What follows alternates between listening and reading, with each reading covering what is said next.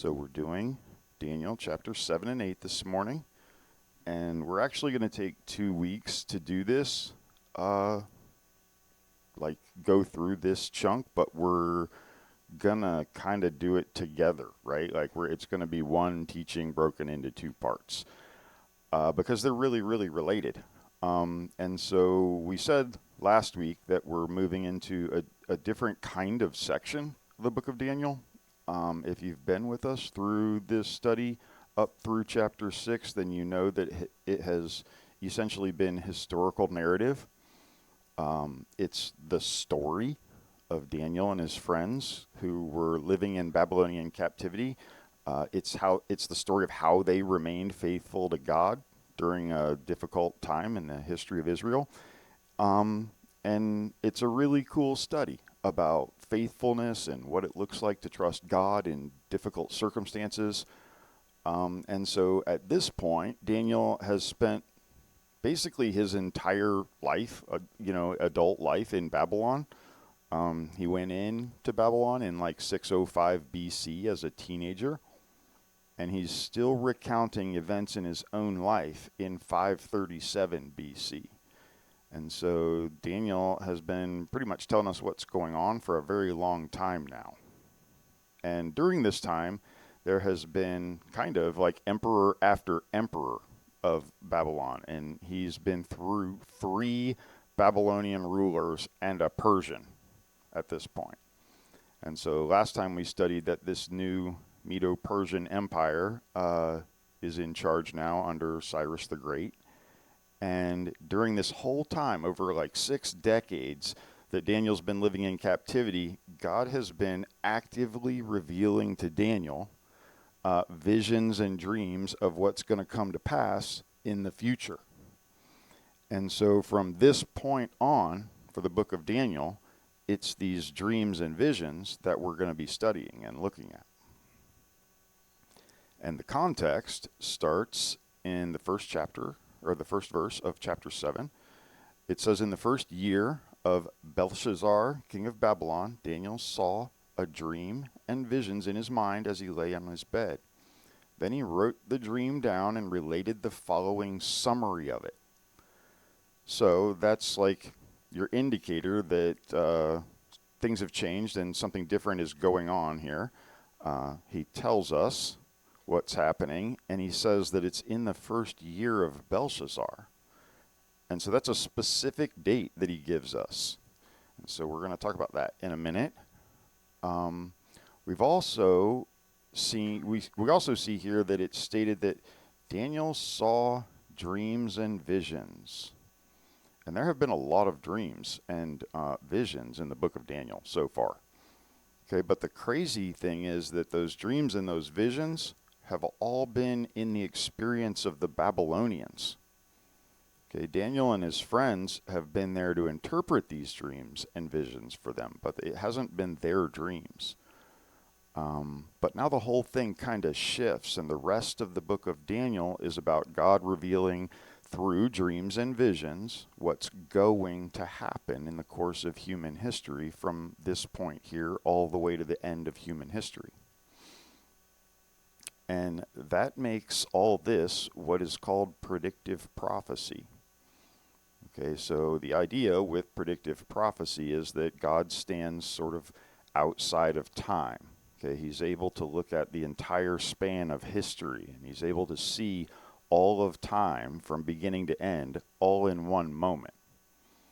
And his awareness is able to take in all of it, all at the same time. And as a consequence, he's able to affect the plan that he has for human history. And he's able to disclose to people where everything is headed. Okay, and so that means that this kind of thing ends up being something that is very distinctive about the God of the Bible. Okay, and it's also very distinctive about biblical faith. Okay, Christianity contains at its core the idea that God has a plan, and he's been working that plan throughout history. And that, as Daniel has been saying a few times, he is the Lord of heaven. And as the Lord of heaven, God is the absolute and final authority of all things. Okay, and as the absolute authority of all things and the knower of all things, he's able to affect his plan for human history. Okay, and then the main thing that he calls his people to be is his witness. Okay, to witness that he has spoken these things and then that they have actually come to pass. Okay, there are all these passages that are like this one that we're going to look at in Isaiah, where it says to remember and to recall. All right, the Bible, and specifically we're going to get into Isaiah, it's just trying to say that this stuff is really important, and it is you people that he's talking to that have been called on to say that you were there, and you knew already that God had said this would happen, and it did happen. All right, so this is Isaiah 46, parts of 8 through 11. It says, remember that I am God and there is no other. I am God and there is no one like me, declaring the end from the beginning and from ancient times things which have not been done, saying my purpose will be established. I have planned it. Surely I will do it. So this is precisely the uniqueness of the God of the Bible. Okay, God's not a chunk of wood that you put on an altar, and burn incense to, or whatever, crazy thing people do. People may conceive a God to be, and then they, just like decide to worship this thing that they've created. Okay, the God of the Bible is the one who declares, in terms that you and I can understand, exactly where everything is going. He tells us what the future is, and that's like critically important as evidence that what God says about himself and what he says about us can be trusted. Okay, it's factual and it's reliable. We can place the weight of our faith in the things that he says because he has disclosed information to us that is impossible for anyone other than that God to possess. It is very important to the life of faith of God's people to understand that there is a God and this is how he works. All right, so why should we care that God can know things that we cannot? And why should we care how all of this works? Okay, well, I do think it's clear that God wants us to know where this whole thing is headed. Okay, he wants us to know what he's all about. Doesn't really want us to be in the dark. Okay, he does really want to reveal himself to us in personal terms and in personal ways. Okay, he reveals himself in our personal experience. But even more than the relational terms that we often talk about, he also wants to reveal himself and leave behind an objective record that goes beyond the ebb and flow of our feelings. Okay, when our feelings about how close we are to God are not exactly at their peak, we're supposed to be able to turn to the objective things that God has, absolutely said, and that he's already kept his word on, and that have already come to pass in history. All right, so these are things that we can see and know that are really there, and we can know that we can surely put our faith there because God has already proven to be reliable. All right, that's the foundation that you can rely on. And God is envisioned in the scriptures as one who pursues. He wants us to know, and he wants us to be drawn into relationship with him. And for that reason, he's been very careful to detail for us who he is and what he's about and how he's moved through history, right down to your life here this morning. Okay, and so these are the themes that we're going to be talking about over the next several weeks as we do this entire second half of Daniel. And I think that if you're with us for this part of this study, whether you're a Christian or some kind of spiritual seeker or even a downright skeptic, you're going to be confronted with some things that are very important to the foundation of the kind of faith that you can carry through your entire life. Okay, and so, like, I urge you to approach God, and He does exist, and ask Him to help you get an understanding of what all this stuff is about. Let Him know that you're interested in hearing from Him. All right, He's going to hook you up. God meets us as we think through these things, and He brings us real confidence that this is real. Okay, He really knows what's going to happen in all of time. And so we can know that we can rest in His plan. Okay, so that's kind of been my prayer for you for the last several weeks as we get ready to move into this hard data stuff of the God who knows the future. All right, so all of this raises the next important question, and that is, how can we interpret the things that are written in these visions? Okay, so we're going to see that some of the things that God writes about the future are kind of weird, right? It's a little bit wild. The face value of the vision doesn't really tell us what they mean, okay, or even sometimes what the vision is about. And so you may have the notion that interpreting prophecy is a little bit like a Rorschach test, okay, where you just look at it and you say what you see. Okay, like I can tell you with all certainty that the picture that you're looking at is of the helmet of Sauron from the Lord of the Rings. Okay, like I don't know if you can see it. He's looking right at you, and he's got a Hawaiian lei around his neck, and there are like blue fireworks going off in the distance behind him, and then he's got like a green mustache. Right, you see it? But that's maybe not what you see. Okay, you see the Eiffel Tower with two people in pink outfits holding hands and skipping towards it with blue pom-poms in their other hand. Right?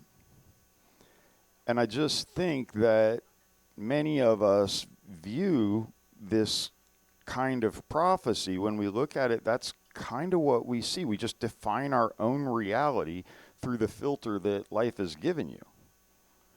And what it really means ends up being entirely up to you. Okay, and so nobody has an interpretation that really holds any weight, because we know that our interpretation doesn't carry any weight. We just made it up. Okay, but that is absolutely not the case with biblical prophecy. All right, this is very important. And I'm going to lay out a few principles that we're going to come back to every week as we continue this study of Daniel. And so we need to understand not just what is being said, but how we got to the place where we can understand what is being said. Okay, and so there are basically 5 things that we need to have in mind as we're looking at these texts. And the first is that the meaning of the dreams and the visions, no matter how odd they are, is actually interpreted within the framework of the prophecy itself. Okay, this is like super critical.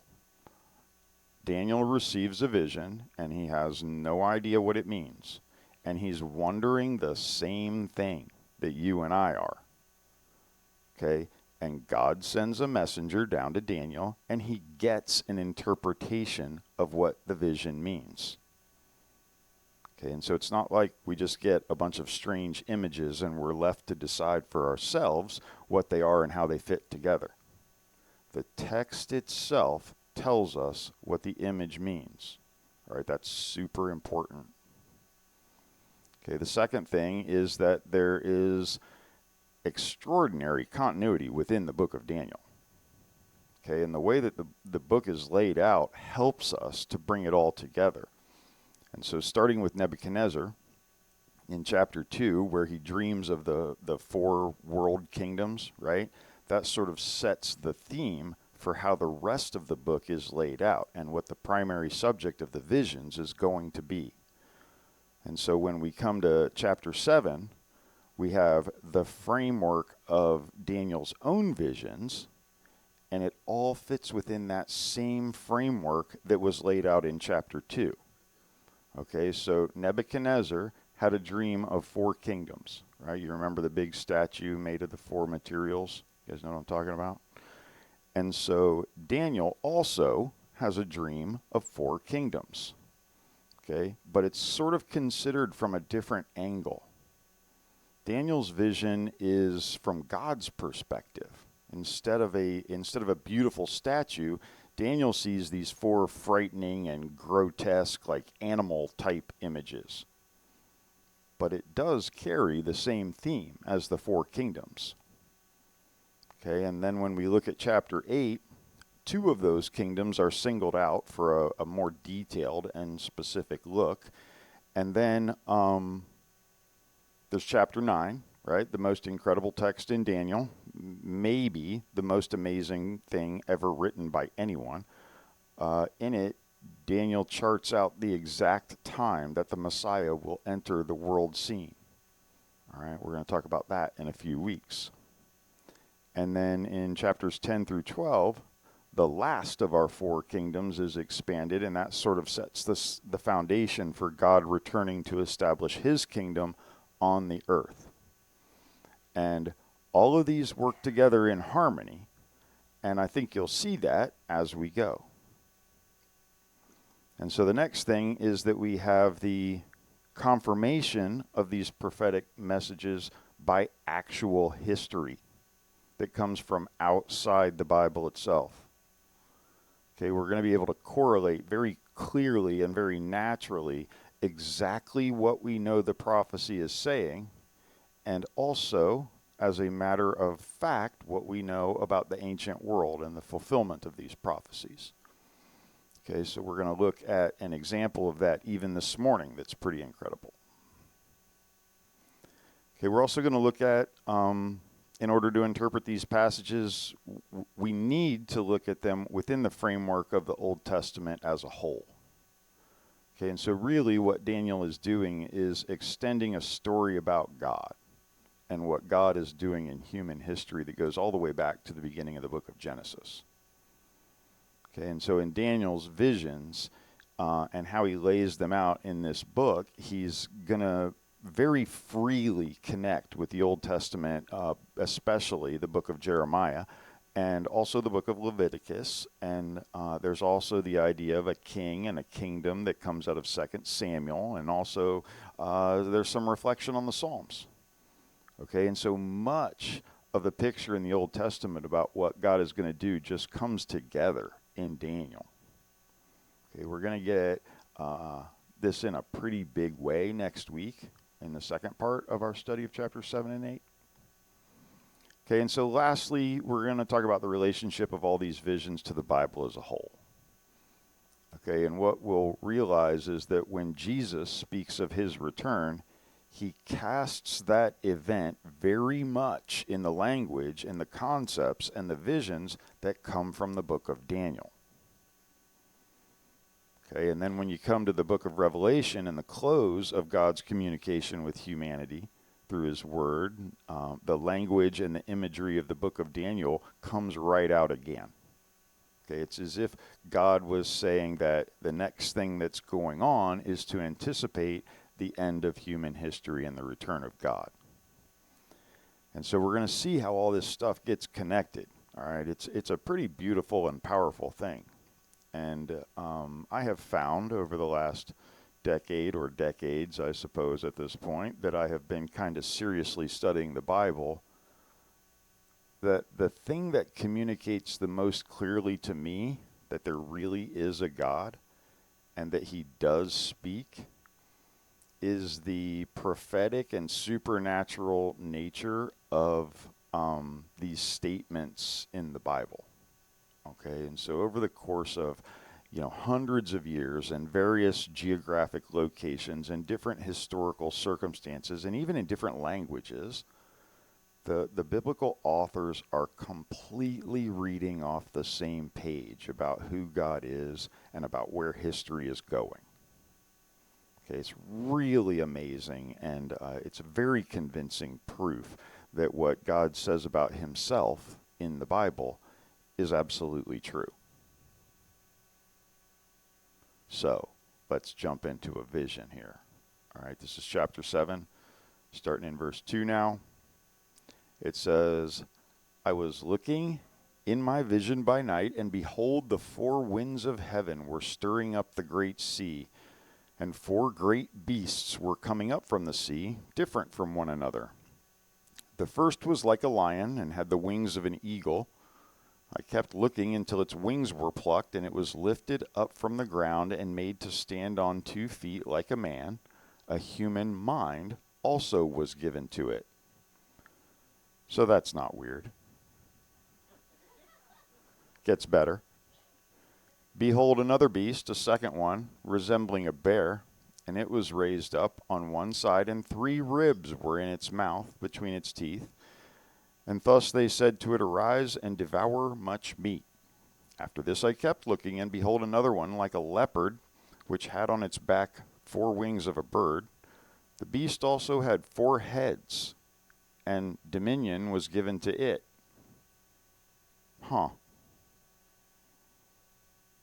After this I kept looking in the night visions, and behold, a 4th beast, dreadful and terrifying and extremely strong, and it had large iron teeth. It devoured and crushed and trampled down the remainder with its feet, and it was different from all the beasts that were before it, and it had 10 horns. While I was contemplating the horns, behold, another horn, a little one, came up among them, and 3 of the first horns were pulled out by the roots.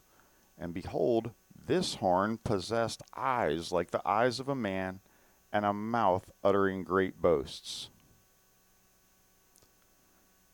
So that concludes the vision, and that concludes this morning's teaching. Let's pray. I mean, this is craziness. Okay, and we need a definite way to know the correct way to interpret things like this. Okay, how are we supposed to make sense out of this? What does it mean? Why is it in the Bible? Okay, well, we can go back to the principles that we just laid out, that we talked about. Okay, and so this is verse 17. Check this out. It says, These great beasts, which are 4 in number, are 4 kings who will arise from the earth. But the true believers of the highest one will receive the kingdom and possess the kingdom forever for all the ages to come. What do the 4 crazy beasts represent? Okay, they are 4 kingdoms. Okay, how do we know that for sure? Well, because it says so. Okay, we don't need to wonder or make up some interpretation out of our own experience. All right? This is very important. Within the text itself, it says that Daniel's getting these visions of these creatures, and they represent 4 kingdoms. Okay, and when we think about the entire framework of the book of Daniel, this fits very well with what we've already seen in chapter 2. Okay, so Nebuchadnezzar had the same kind of dream with 4 materials that the statue was made of that represented 4 kingdoms. Okay, and Babylon is specifically mentioned as the first one. Okay, and then there are 3 that come after that. And the 4th kingdom represents the final human kingdom before God himself comes to rule on the earth.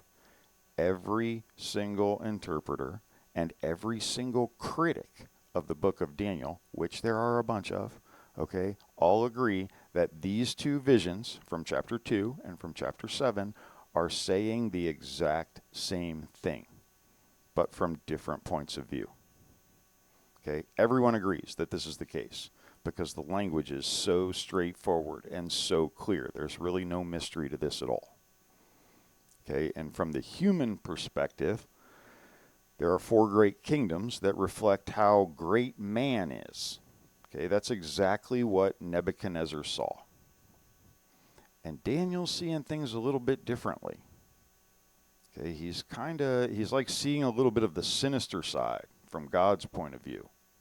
These empires that rise up are just like wild beasts that come and devour and destroy everything that comes before them. Okay, they take anything they want and they take it by violence. That's God's take on human history, okay, as far as what we're capable of doing. Okay, and so yeah, there we go.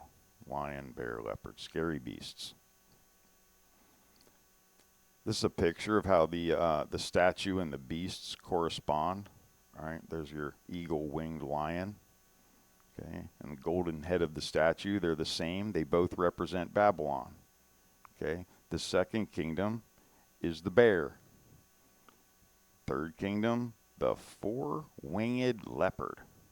The wings didn't look like that in my mind, but whatever. All right, and there's your final kingdom with the weird 10 horns sticking out of its head. Okay, this is some artist's take on what all these things look like. I grabbed it off Google Images. There's nothing special about this. Okay, so now we're going to press on a little bit, and we're going to look at some of another vision in chapter 8, and then we're going to put some of these pieces together.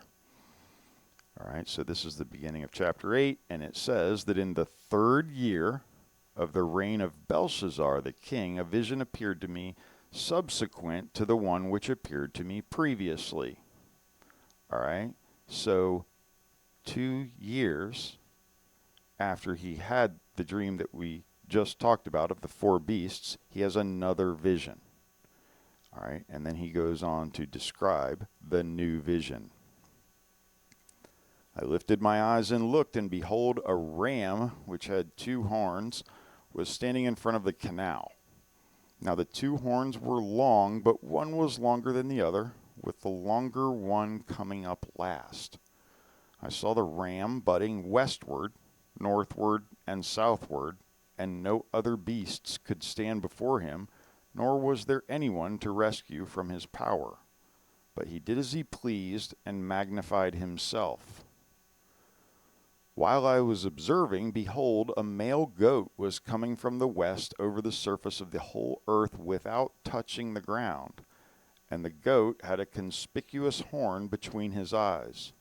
He came up to the ram that had the 2 horns, which I had seen standing in front of the canal, and rushed at him in his mighty wrath. The goat hurled the ram to the ground and trampled on him, and there was no one to rescue him. Wow. Okay.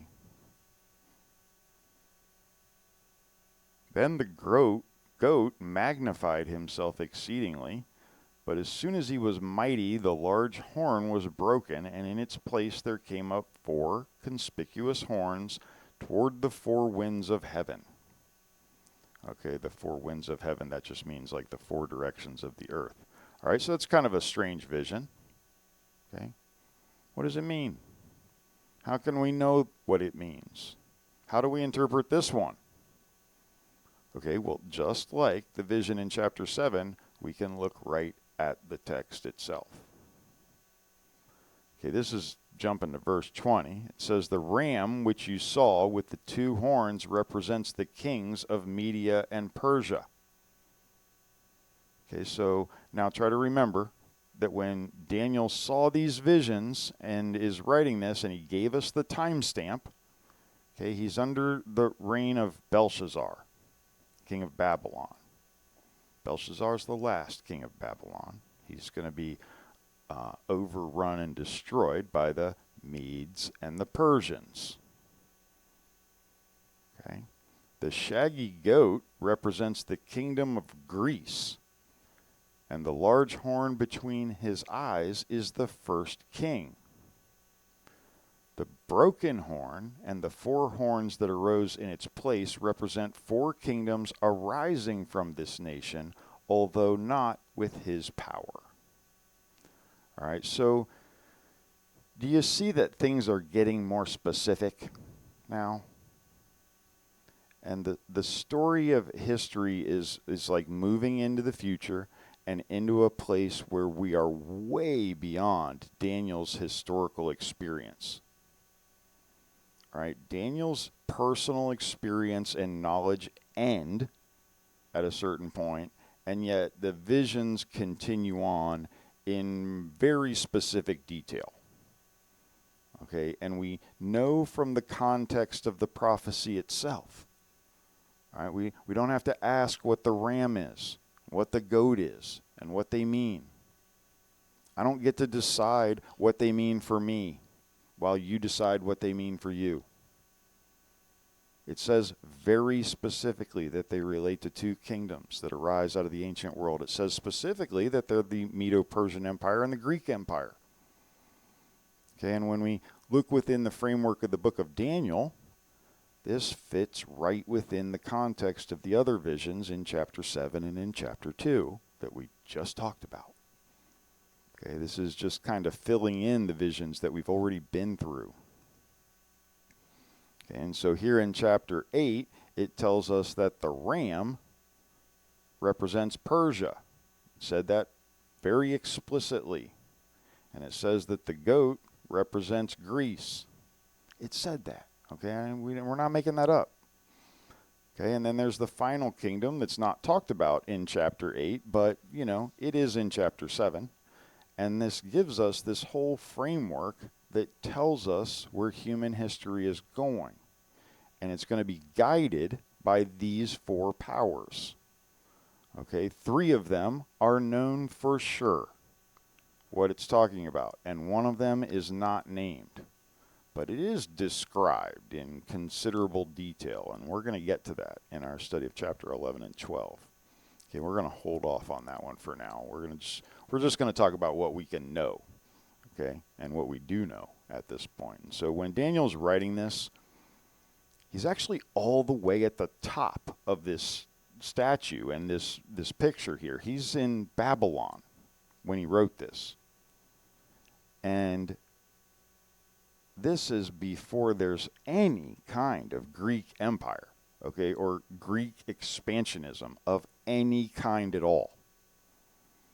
Daniel's in the 6th century BC, and he is predicting the emergence of a Greek empire and the fall of the Medo-Persian Empire before the rise of the Medo-Persian Empire.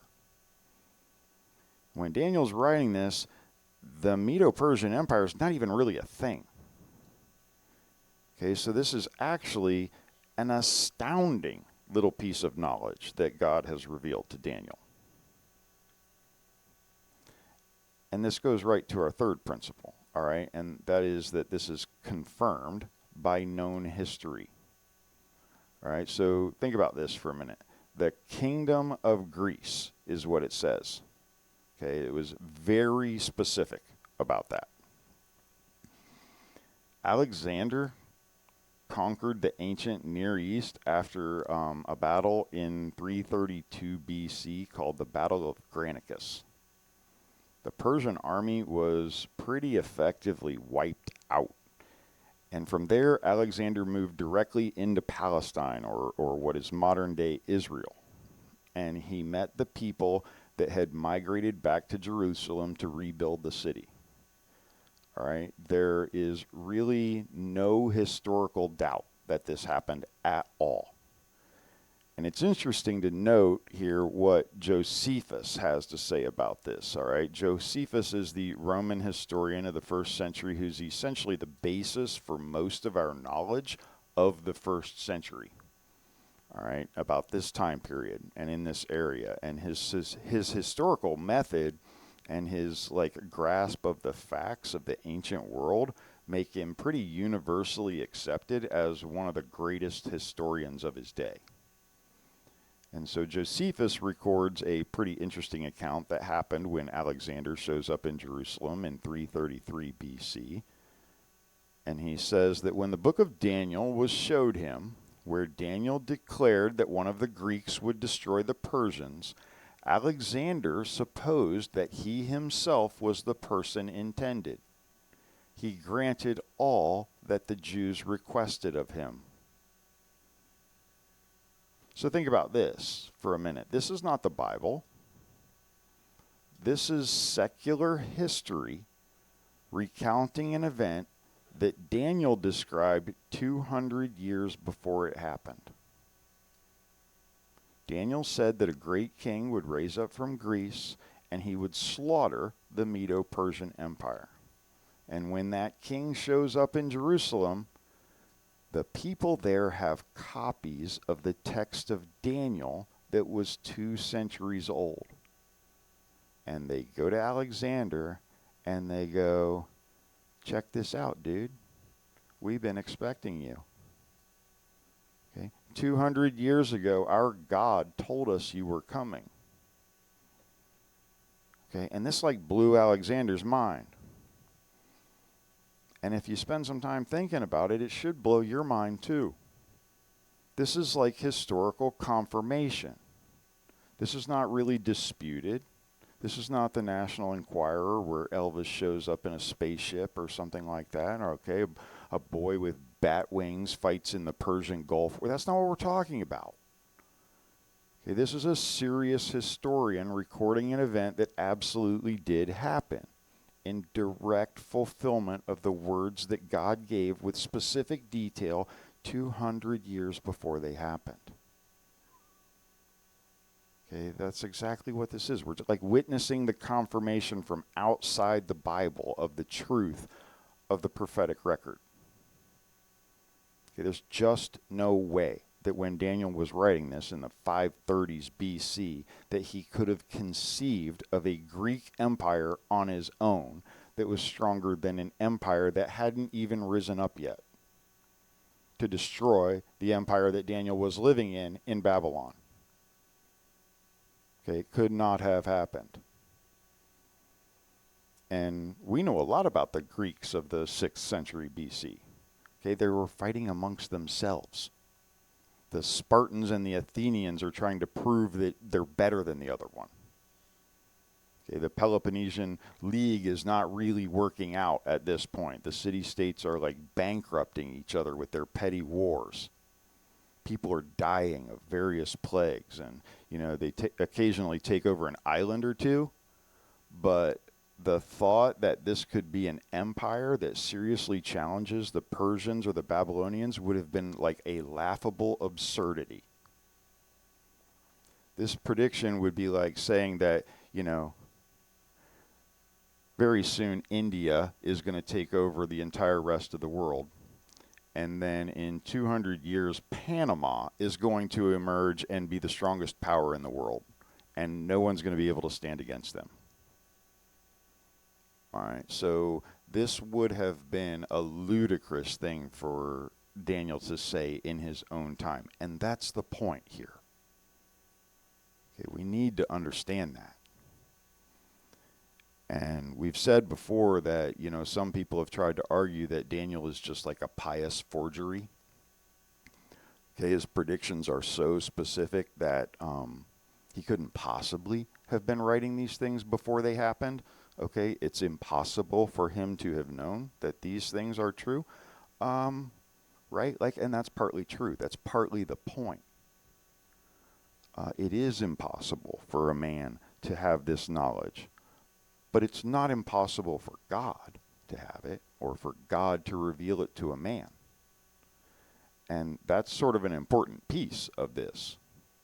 We know that Daniel was written before the events that it describes relating to the Greek kingdom, because the secular historian that describes these things presumes it is true. They already have a copy of Daniel when Alexander shows up. It couldn't have been written after. Okay, Daniel's not some kind of patriotic fiction that was written after the facts happened in order to show how cool their God was. It's just not possible, all right? They already had the book to show Alexander. Okay, so lastly here, Daniel describes Alexander's empire with the big horn in the middle, but the horn gets snapped off. And out of that comes 4 other horns. And that is exactly what happens. Okay, after defeating the Persians, Alexander dies unexpectedly and very young. Okay, and without an heir. So, he's in his 30s when he dies, and He conquered the world from India to North Africa to Southern Europe. His kingdom is like expansive. And he did all that in really just a few short years. Okay, and he was able to hold on to all of it while he was alive. But then he died.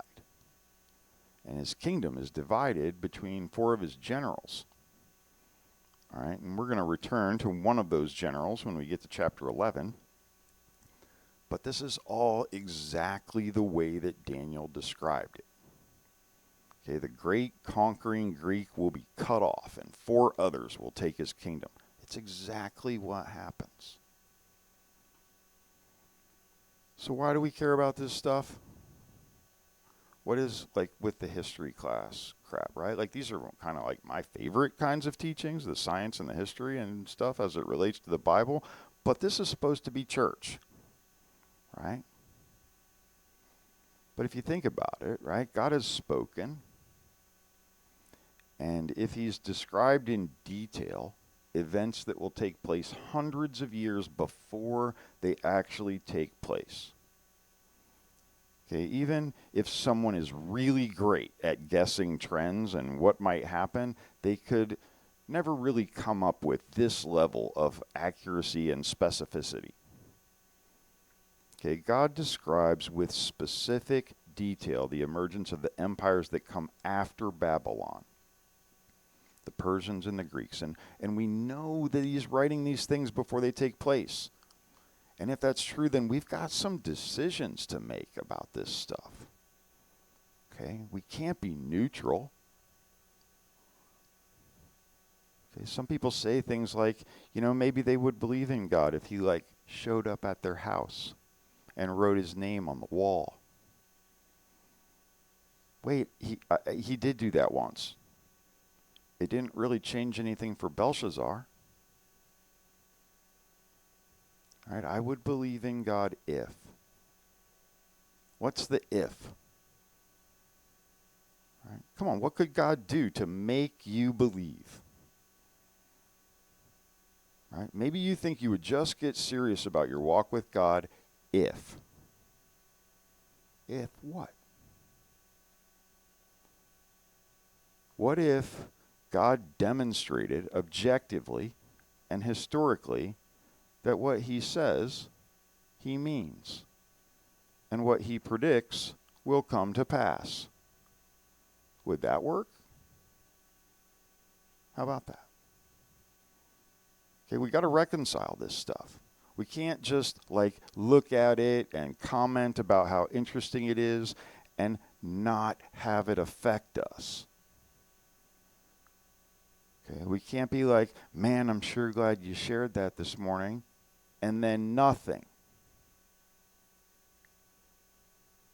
Okay, what we're looking at here is the mind of God revealed to you personally. This is not just interesting. Okay, and God is going to draw us into a place where we've got to decide on what ground we're going to stand on. Okay, God has revealed these things to you. What are you going to do with it? Okay, if you're going to sit there and say that your decision is that you're not going to make a decision, then that's a decision. Okay, that means that you've decided to sit in the seat of the scoffer, right, and say that you're just not interested.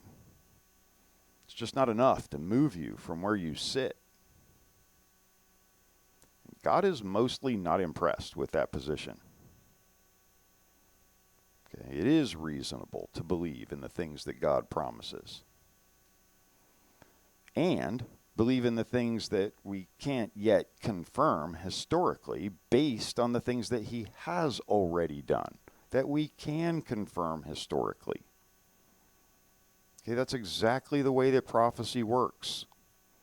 Amazing predictions are made, and then those things come to pass.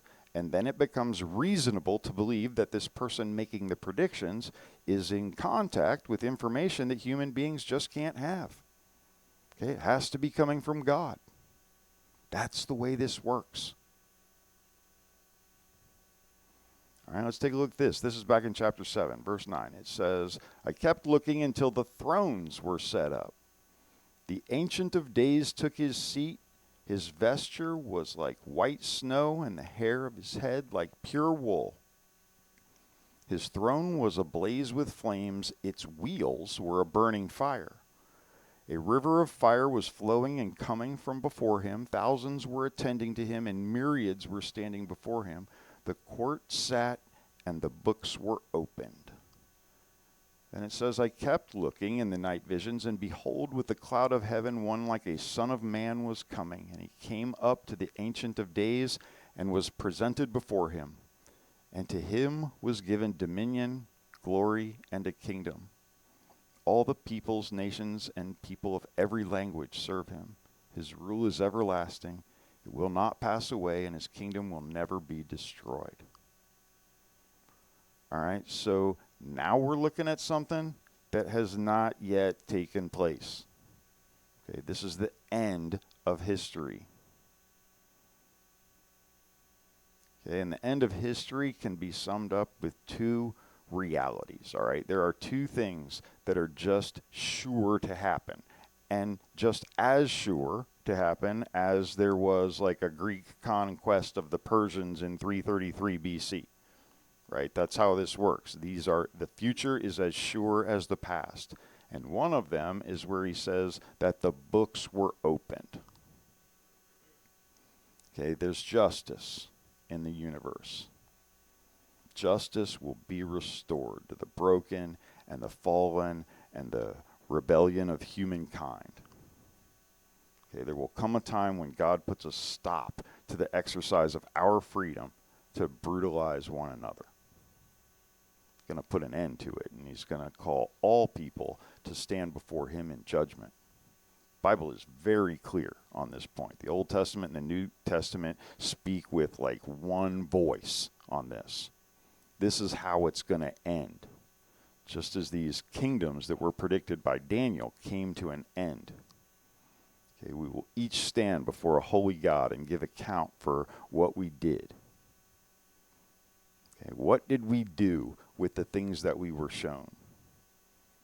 What did we do with the injustice that was in our own heart and on our own hands? Okay, and to jump ahead just a little bit to our study for next week, the hope of Daniel is that the grace of God and the mercy and the goodness of God will triumph over his judgment. All right, Daniel describes the Son of Man here in Daniel, and it says in Mark that the Son of Man did not come to be served, but to serve and to give his life as a ransom. Whose life did he ransom? Your life. He gave his life for you. Because just like these grotesque animals described in the visions of Daniel, the heart of every human being is grotesque. It's corrupt. It's collapsed in on itself. It's self-absorbed and it's distorted. Okay, we're in way over our heads before the sovereign of history to whom we will give account. And Daniel's looking forward to the Son of Man. And Jesus is referred to as the Son of Man 90 times in the New Testament. Okay, he's the Son of Man. It's he who will take upon himself the judgment of God that's reserved for the people that are far from him. Okay, sinful people like you and me. It's where history is headed. That's what it's all about. Okay, it's going to the cross. And God presents to you, on the authority of what he's revealed in history, the option of standing before him with the books open in judgment, or to stand before him covered by the atoning sacrifice of his own Son. Okay, the Son of Man. His death counts as your death. And he's calling on you to decide. Okay, if you want his mercy, you need to ask for it. Okay, all you have to do is ask that it apply to you. God will not deliver you from your own pride and make the choice for you. Something that you have to do individually. Okay, so how about you? Have you made that choice to stand under the sovereign God on the basis of his mercy through Jesus Christ? All right, just ask him. We're going to talk about that some more. All right, we're going to talk about all this. It says the Son of Man rules forever, a kingdom that knows no end, a time of justice and peace on the earth. That's where all this is going. Okay, history will conclude with every knee bowing and every tongue confessing that Jesus is the Lord to the glory of the Father. That's where this is all headed. And so we've gotten just this one little piece of that here this morning. And as significant and astonishing as this is, we're going to see other dimensions of these visions that Daniel receives. They're just as specific and just as amazing. Okay, and actually I think it gets more specific and more amazing. Okay, we're going to build a cumulative case that God has spoken with crystal clarity about what this whole thing is about.